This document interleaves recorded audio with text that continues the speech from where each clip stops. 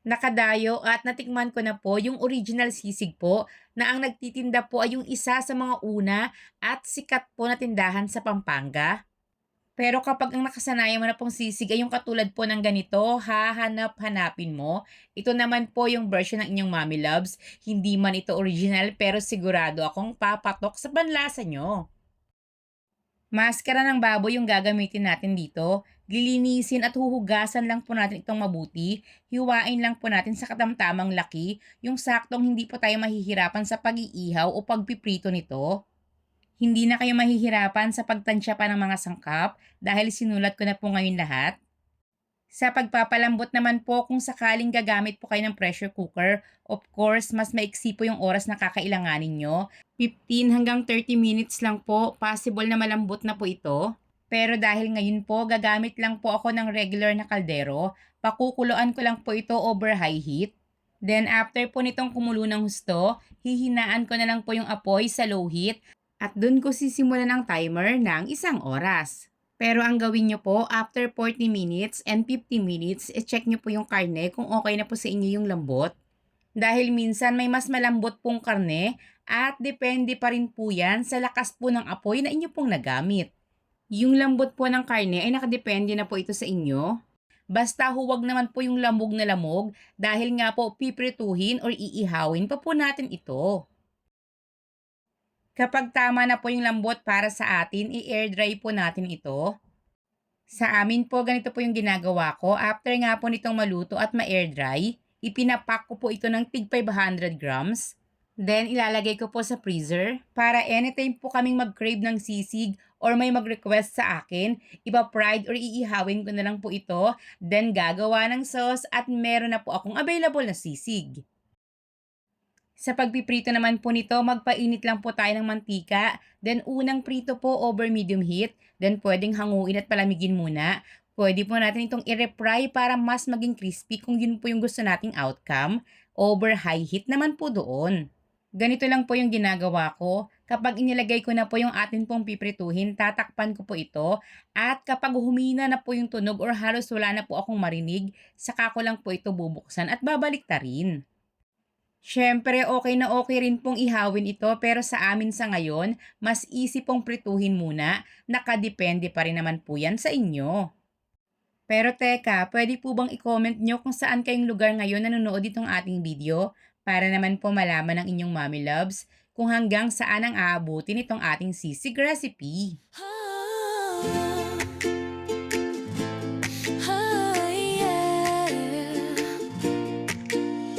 Mix and cook, cooking made easy as 1, 2, 3. Sa kusina may kwento, si Mami Labs ang bida. Lutong bahay o pang negosyo, lahat kayang-kaya.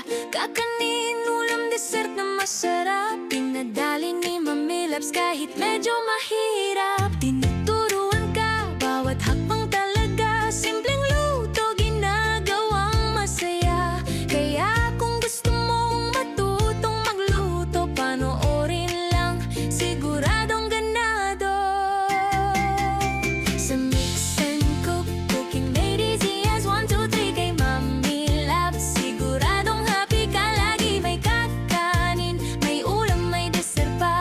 Lahat ng recipe, swak sa masa. Sa Mix and Cook, cooking made easy as 1, 2, 3. Kay Mami Labs, laging masarap ang gabi. Kung gusto mong matuto't sumubok din, si Mami Labs ang sagot dyan. Sa Mix and Cook mo malalaman rin. So yun na nga, after po nating mapalutong at mahiwa itong ating karne, naglagay na po tayo ng ating sisig sauce. Kung sakaling gusto nyo po itong ipangbenta or ipapabaon nyo po sa inyong kapamilya or ipapa-take out, ang gawin nyo po, after pong mahiwa ng karne, i-separate nyo po ng lalagyan. Nakaseparate rin po yung gulay katulad po ng sibuyas at sili. Ganon rin po yung sauce, i-mix nyo lang po itong mabuti, then ilagay nyo po sa separate na lalagyan. Para kung sakaling i-consume or kakainin na po nila, sila na po yung bahalang mag-mix dito para naman po crispy pa rin po yung karne. Kung gusto niyo naman po itong gawing sizzling, gumamit lang po ng sizzling plate, painitin, lagyan ng kaunting butter or oil, then ilagay na po itong atin pong mixture. Mag-drizzle lang po ng kaunting liquid seasoning at optional lang din po, pwede kayong maglagay ng itlog at chicharon. May bilao, may food trays panghandaan, pang negosyo recipe, siguradong benta yan. Iba't ibang teknik, ibinabahagi para ang lutuin mo laging special lagi. Pang pamilya, pang barkada, pang regalo hanggang pang fiesta. Si Mami Labs may recipe na nakahanda para sa'yo talaga. Walang imposible basta't susundan mo lang. Si Mami Labs laging may bagong alam. Ulam o kakanin, kahit talin, madali na lutuin pag siyang gagabay sa atin. Sa mix and cook, cooking made easy as 1, 2, 3 kay Mami Labs. Siguradong happy ka lagi, may kakanin, may ulam, may dessert pa. Lahat ng recipe, swak sa masa. Sa mix and cook, cooking made easy as 1, 2, 3 kay Mami Labs. Laging masarap ang gabi kung gusto mong matuto't sumubok din. Si Mami Labs ang sagot dyan. Sa mix and cook mo malalaman rin. Di mo na kailangang mag-alala, lahat ng hakbang ipapakita niya. Mula sangkap hanggang sa plating, si Mami Labs tunay na inspiring.